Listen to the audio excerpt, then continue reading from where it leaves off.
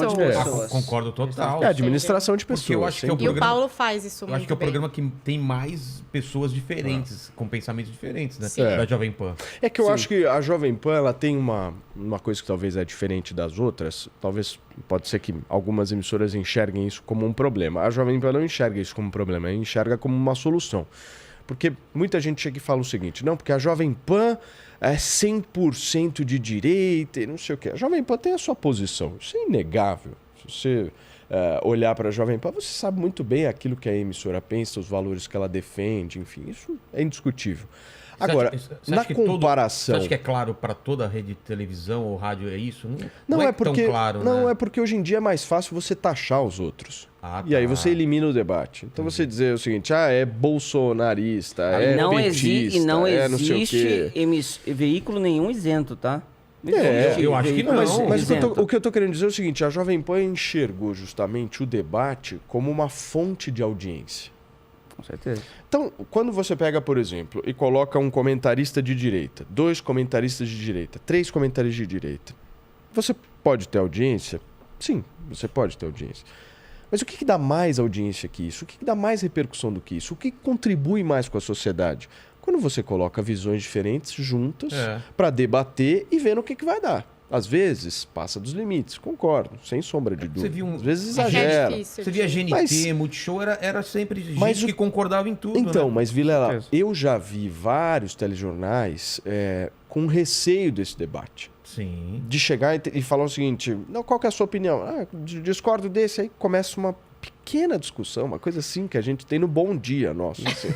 Bom dia! Bom dia já é assim. No Bom Dia já Aí o apresentador já, não, vamos mudar de assunto. Vamos mudar de assunto, vamos falar acabou do que aqui, interessa, parou e tal. E aí o cara, acaba. E o cara já muda e perdeu o negócio. E eu acho que o que a Jovem Pan, ela tem a diferença, o grande diferencial dela, e está se refletindo inclusive nos números dela em relação ao Ibope dessa primeira semana, né? Então, vamos falar disso também, que agora estreou... A audiência está explodindo da Jovem Pan na televisão. É um negócio, assim, impressionante.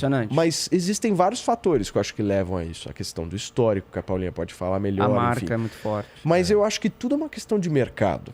E tudo é uma questão de você enxergar as opções que você tem e verificar se aquilo te atende de alguma maneira. E existe uma demanda e uma carência das pessoas não serem consideradas trouxas, não serem consideradas burras. Porque quando você coloca 2 pessoas, 3 pessoas com visões diferentes para debater, e por muitas vezes para ter um debate um pouco mais caloroso, vamos dizer assim, pode ser que existam alguns limites que são ultrapassados e que a gente precise fazer alguns acertos, sem sombra de dúvida.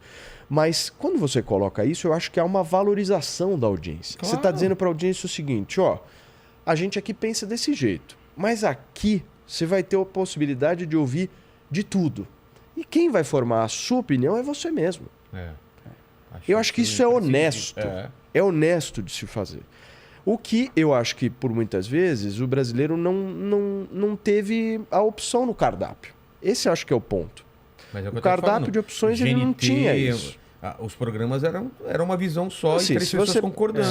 Porque hoje o algoritmo, se você for analisar, ele emburrece também as pessoas muito. Muito. Então, assim, eu sou de direita. Só recebe coisa... Eu sou de esquerda. Tá bom, vai lá no YouTube, aparece isso, a verdade é essa, enfim, e você não tem acesso às outras coisas. Então, acho que a gente também está passando por um processo na questão da comunicação brasileira, até do nível político brasileiro, que é das pessoas se politizarem, que eu acho que aconteceu muito isso, ou seja, deu um upgrade no que se refere à participação das pessoas.